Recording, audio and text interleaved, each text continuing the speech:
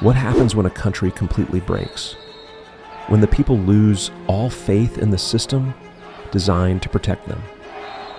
Most of the time, the story ends in chaos.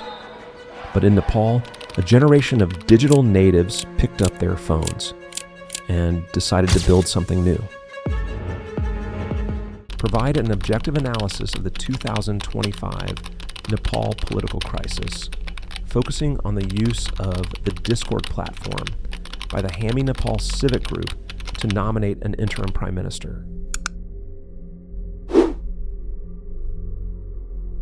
The 2025 Nepal crisis was a cascade of systemic failures. Following a deeply unpopular government-imposed social media ban, widespread protests triggered a vote of no confidence and the subsequent dissolution of the sitting parliament. This created a power vacuum so absolute, the only institution left with any public trust was a civic group with a Discord server.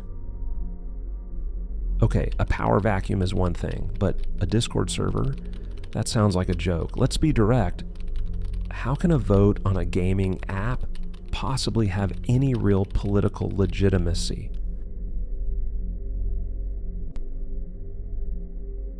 It's a fundamental misunderstanding to view the platform as the product. The platform was the message. The established government had lost its social legitimacy. Hami Nepal generated a new form by choosing a space where the system's loudest critics, a digitally native Gen Z, already lived, with over 100,000 participants. It wasn't a vote. It was a symbolic rejection of the old world's bureaucracy in favour of digital efficiency.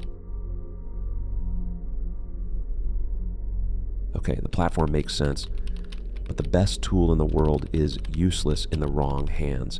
This could have easily become digital mob rule. What stopped this from becoming pure chaos? Who are these people, Hami Nepal, and who did they actually nominate? Hami Nepal was not a random internet mob. It's a well-established and respected civic organisation known for its disaster relief and anti-corruption work. They had years of accumulated public trust, the very thing the government had lost. Their masterstroke, however, was the nominee. They didn't nominate a populist firebrand or a tech CEO. They nominated Sushila Karki, the nation's first female Chief Justice, a figure with a universally recognised reputation for integrity and impartiality. Her nomination was the ultimate act of credibility. It signalled that this movement wasn't about tearing things down. It was about rebuilding with the most respected materials they had. Credibility or not, let's call it what it is. A civic group collaborating with military chiefs, using a tech platform to bypass a nation's legal government, that is a coup. How is it anything but a coup? Because you are correct, it was a coup. But your definition is outdated. A traditional coup seizes airports, television stations, and parliaments. This was a symbolic coup. It seized the public narrative and the concept of legitimacy itself. The target wasn't the state. It was the broken process of traditional politics. It was a data-driven declaration that the people would rather build their own system than participate in a broken one. They didn't choose a leader on Discord. They chose digital populism over institutional decay. This sounds powerful. Maybe too powerful. A system born on the internet, driven by rapid emotional consensus. How stable can it be? What happens when the digital mob changes its mind?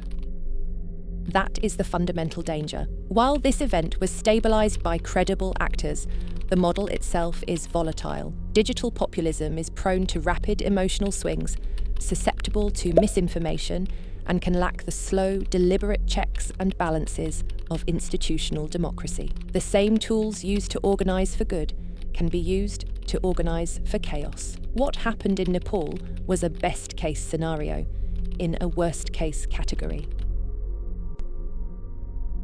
So if this was a best-case scenario, what does it mean for the rest of us? Was this a one-time event, or was it a warning?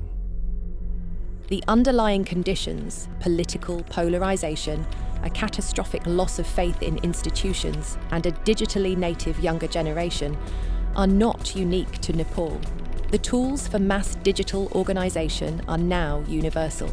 Any nation is just one crisis of faith away from its own discord democracy. The only question is what tool its citizens will choose to use.